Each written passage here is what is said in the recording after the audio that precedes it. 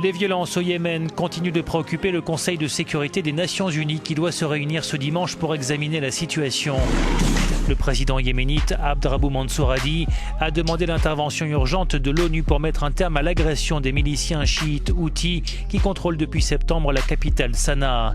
La cause majeure et principale de l'état actuel du Yémen, c'est la volonté saoudienne ou la perception de l'Arabie saoudite d'avoir une menace existentielle iranienne qui s'installe également au Yémen. Et effectivement, les civils yéménites sont les victimes, je dirais non pas indirectes, d'ailleurs directes, elles sont des victimes directes de la façon dont l'Arabie saoudite perçoit sa rivalité avec... Au Yémen, le Conseil de sécurité des Nations Unies a adopté une résolution qui somme les miliciens chiites de se retirer des zones du pays qu'ils ont conquises. On meurt au Yémen sous les bombes de la coalition dirigée par l'Arabie saoudite, mais on meurt aussi de faim, de misère, à cause du choléra et parce que les bombardements aériens ont détruit des infrastructures vitales et la moitié des hôpitaux. On average, a child under the age of 5 dies of preventable causes in Yemen every 10 minutes. And this means 50 children in Yemen will die during today's conference, and all those deaths could have been prevented. Si c'était une route, on dirait que c'est la plus mortelle du monde.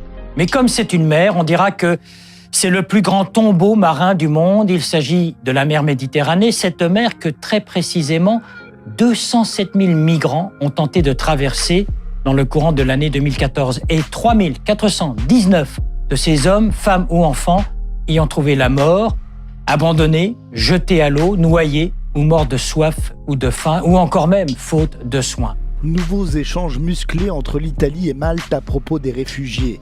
Rome ne décolère pas après que la Valette a refusé mercredi de venir en aide à un navire transportant 177 migrants. L'embarcation se trouvait dans les eaux maltaises. Depuis, les migrants ont été accueillis par un navire des gardes-côtes italiens qui se trouve à présent au large de l'île italienne de Lampedusa. Entre les deux pays, la France a été accusée de renvoyer les migrants en Italie et de faire incursion sur le territoire italien. Ça a généré des tensions entre les deux pays. L'immigration est l'une des principales questions en vue des prochaines élections européennes et nous verrons comment elle enflamme le débat en Italie et au-delà. L'opération Sophia rentre à quai. Depuis 2015, il patrouille en Méditerranée avec pour objectif de démanteler les réseaux de passeurs et de sauver des vies. Mais l'Italie a fermé ses ports au débarquement de migrants et sans solution alternative, Bruxelles reconnaît que les patrouilles sont temporairement suspendues.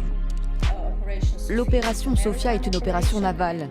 C'est clair que sans les moyens maritimes, elle ne sera plus à même d'appliquer... Forte tension politique entre l'Italie et l'Allemagne. Rome craint que Berlin ne lui renvoie par vol charter des migrants dans le cadre des accords de Dublin. Selon ce règlement, le premier pays où arrive un migrant est responsable de l'examen de sa demande d'asile. Une règle qui fâche le ministre de l'Intérieur italien Matteo Salvini. Sur Twitter, il menace de fermer les aéroports du pays. Si quelqu'un à Berlin ou à Bruxelles pense débarquer en Italie des dizaines de migrants avec des vols charters non autorisés, qu'il sache qu'il n'y a pas et qu'il n'y aura pas d'aéroport disponible.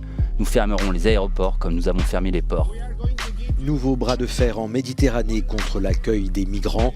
Eux recueillis vendredi soir au large des côtes libyennes, quelques 310 personnes attendent désormais un port d'accueil en Europe. C'est sur Internet que Sébastien a été recruté et que nous l'avons repéré. Voilà, j'étais nouveau dans l'islam, c'était une période où j'étais pas très bien moi-même dans ma peau. J'avais des difficultés personnelles qui ont fait que ça allait difficilement à cette période-là. Comme j'étais musulman, je me sentais obligé par les vidéos que j'ai vues et par les discours que j'ai eus avec les gens sur Internet de partir là-bas. Mandela est réputé pour sa tolérance, son harmonie confessionnelle. Mais un vent mauvais et nouveau souffle sur la région. Voici l'un des hommes les plus dangereux de Birmanie, Ashin Viratu, un moine bouddhiste ultranationaliste qui a juré la perte des musulmans.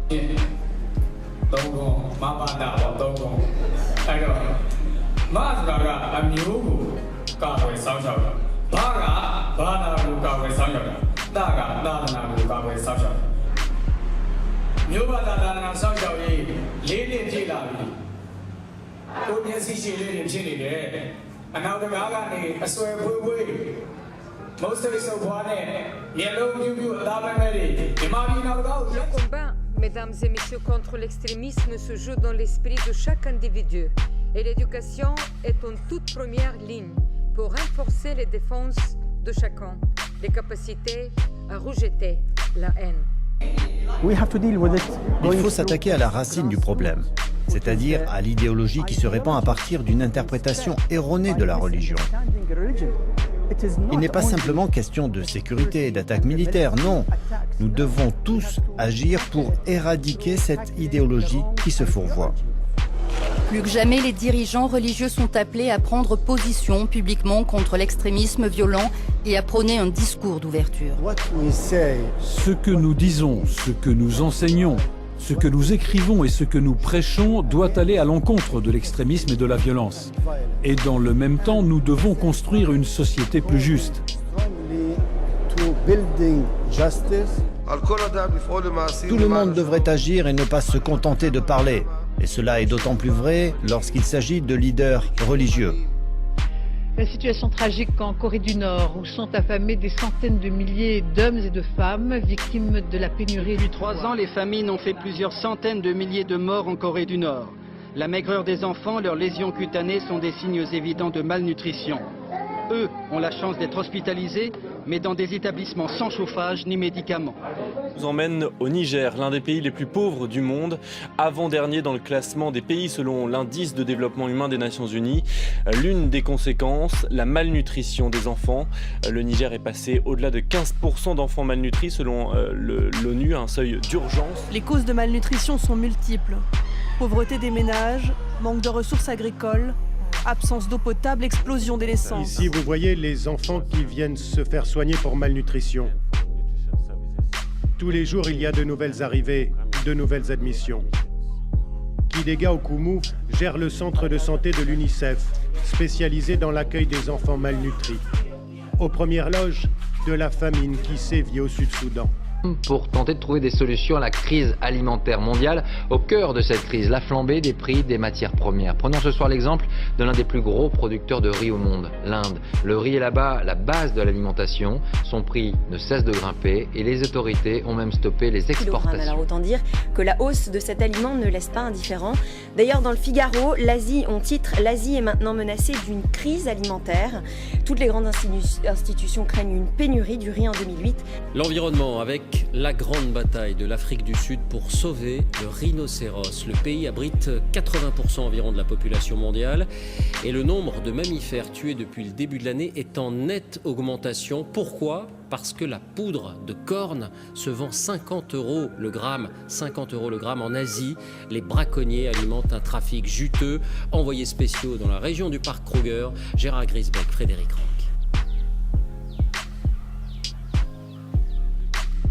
I became interested in the whole issue of wildlife crime and poaching because of tigers. And I lived, and I still have a home there, in central India. And the tigers that I knew really well and that I was photographing and so on, suddenly started disappearing. They just vanished. And the tribals there told me that people were coming from outside and asking them questions about the tigers and asking them to help kill them. Step into this grotesque, macabre warehouse on the outskirts of Denver. Wow. And you'll soon grasp just how endangered this world's endangered species really are. Is just a fraction of what wildlife officials recover. Just enough to show how repulsive the trade in endangered dead animals can be. You get shipments in here every day? Every single day. It depends the size of the shipment. Sometimes it'll be one box. In 2016, CITES, the International Treaty on Wildlife Trade, voted to ban all commercial trade in pangolins.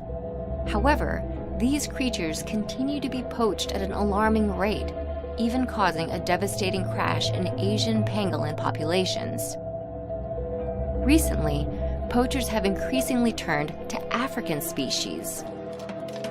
The largest confiscation of pangolin scales occurred in 2017, which, according to one estimate, came from about 20,000 African pangolins.